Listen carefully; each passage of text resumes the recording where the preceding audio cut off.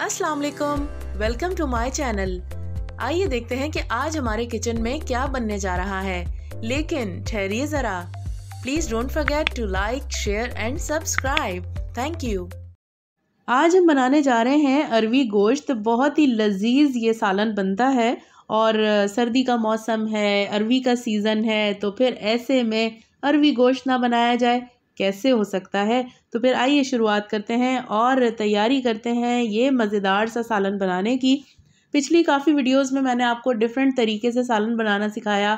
आलू गोश्त बनाया, हमने भिंडी गोश्त बनाया, तो वो दोनों अलग तरीके थे बनाने के। ये तीसरा तरीका है। इस तरीके से भी आप शोरबे को बना सकते हैं बहुत ही अच्छे से। तो यहाँ आधा कप गरम तेल में हम साबुत गरम मसाला ऐड करके थोड़ा सा इसे कड़कड़ा लेंगे। उसके बाद 1 खाने का चम्मच लहसुन अदरक का पेस्ट ऐड कर देंगे और साथ ही हम इसमें डालेंगे आधा किलो बीफ। आप चाहें तो मटन या चिकन का भी इस्तेमाल कर सकते हैं।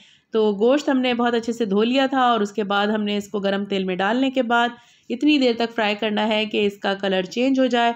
और जब गोश्त का कलर चेंज हो जाएगा तो हम इसमें 3 दरमियाने साइज़ की प्याज हैं जिसे बिल्कुल बारीक पीस लिया है, ये हम इसमें डाल देंगे। और साथ ही एक बड़े साइज़ का टमाटर है, ये भी बारीक पिसा हुआ है, ये भी हम इसमें डाल देते हैं। थोड़ा सा चला लेते हैं ताकि मसाला लग ना जाए। अब इसमें डालते हैं हम 1 खाने का चम्मच लाल मिर्च पाउडर और 1 खाने का चम्मच पिसा हुआ धनिया।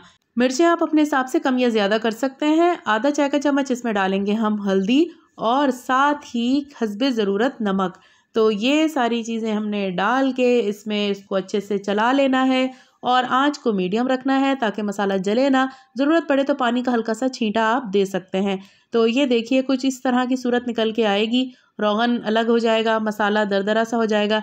ये देखिए इस तरह से हमने इसको बहुत अच्छे से भून लेना है। जितना अच्छा मसाला भुनेंगे सालन का जायका उतना ही लजीज और मज़ेदार होगा।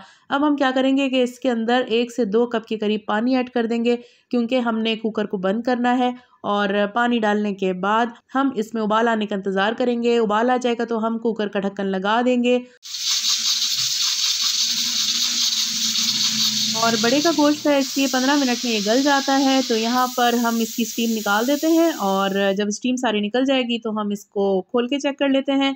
तो ये देखिए बिल्कुल ये तैयार हो गया है। आप चाहें तो चेक कर लीजिए कि गोश्त गला है या नहीं। उसके बाद हम इसमें अरवी ऐड कर देंगे। अरवी अच्छा ये नॉर्मल साइज़ की थी इसलिए मैंने दरमियान में से इसको 2 टुकड़ों में नहीं काटा है, ऐसे ही डायरेक्टली मैं इसको डाल रही हूँ। आप चाहें तो अरवी को फ्राई करके भी सालन में डाल सकते हैं। और ये चंद उन सब्जियों में से हैं जो मेरे हस्बैंड को बहुत पसंद है, तो इस वजह से मैं अरवी गोश्त बना लेती हूँ।